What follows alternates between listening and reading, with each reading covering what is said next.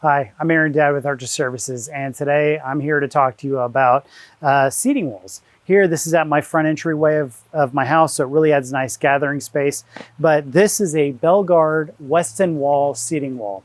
So they're about 18 inches in height. These guys have a real foundation underneath them, and they're adhered together.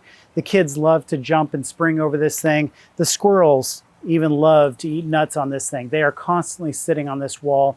It's a great way to create a little environment for you. It's a great way to, if you have a smaller patio, to eliminate some chairs to have a seating space for you.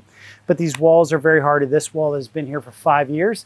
The most you have to do to this thing is just power wash it. Very low maintenance wall, comes in several different colors. We even have several options now in the types of stone.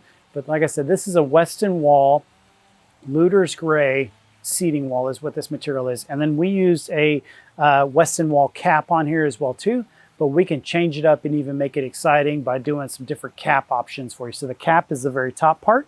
So if we want to make that more exciting with travertine or different types of stone, we can do that as well. So I hope you get to enjoy a seating wall today. Do something exciting in your landscape. Thank you.